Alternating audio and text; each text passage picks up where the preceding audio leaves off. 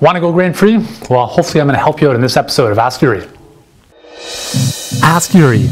You've got a health and fitness question? I've got an answer.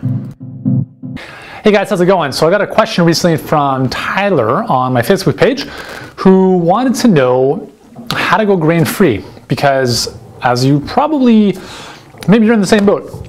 You've had bread for most of your life, you've had all sorts of different grains, pasta, cereals, and when knowledge comes out or information comes out saying that gluten is very problematic for human health, grains are not the best for us, and we should eliminate them, you're thinking, well, what am I supposed to eat then, right?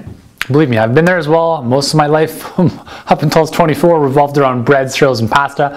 I've been there and I've struggled. And to this day, bread is my weakness. I mean, if you put a nice fresh baguette on a table in front of me at a restaurant, I will devour it in no time. So number one rule is don't bring bread or grains into your house. Okay? When that happens, automatically you're forced to look for other alternatives and healthier ones. Now, the second thing is to start off by preparing ahead of time and planning yourself. So you're saying, okay, I don't have grains, I don't have bread, I don't have cereal, I don't have pasta. Well, think about what you do. It's like gratitude, right? So instead of thinking about what you don't have, this kind of scarcity mindset, think about what you're grateful for, what you do have. Focus on the good. Well, you know what? I've got some rice pasta. I might have some almond flour. I've got some great fruits and vegetables. I've got XYZ. Look at what you do have, and then start to think about what can you do with what you have. And then think about, okay, what are some gaps that I can fill based on some ideas that I've found in different books or online. Excuse me. So you might find a ton of very simple plan of action for you is to type into Google almond flour recipes. Almond flour recipes. Okay, you're going to come up. Sorry, I have one of those nut bars stuck in my throat, I think. Anyways, so almond flour recipes, type it into Google, and you're going to come up with hundreds, if not thousands, of different recipes that incorporate almond flour. And I'm just using almond flour as one example of what you can do without traditional wheat and without traditional bread. Now, to give you an example, for my birthday a while ago, Amy made me this chocolate cake, which was based on almond flour. It was unbelievable.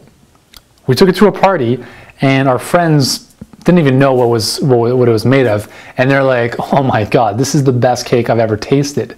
And we're like, "Yeah, it's actually made from almond flour. It's gluten-free. It's very, very low in sugar, and it's just awesome, wholesome ingredients." They were blown away, and that's the great thing about this stuff is you start to experiment with other things outside of bread. This whole new world of possibility opens up, and especially with baked goods. Almond flour is amazing because it's naturally very moist. So if you make muffins, cupcakes, breads, cakes, stuff like that, it's tremendous because the moisture in those final products is going to be so much greater than what you would get if you used basic whole wheat flour traditionally, right? So it's really tremendous. So again, we're looking at what are some alternatives, right? So almond flour would be a great example for baking.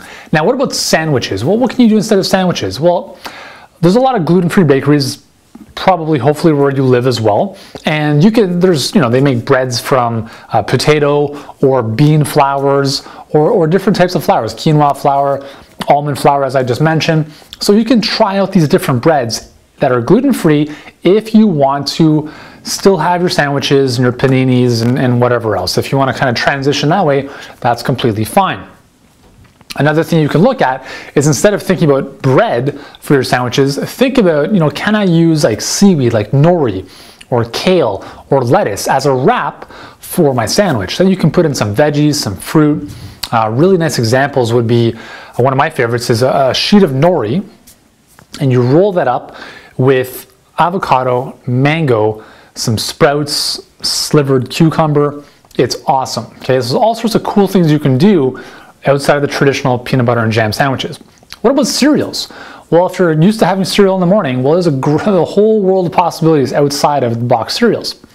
Again, you can try my blueberry morning, which I have created obviously there's a video up on YouTube somewhere called Raw Breakfast Cereal. If you just type that in, it's got hundreds of thousands of views.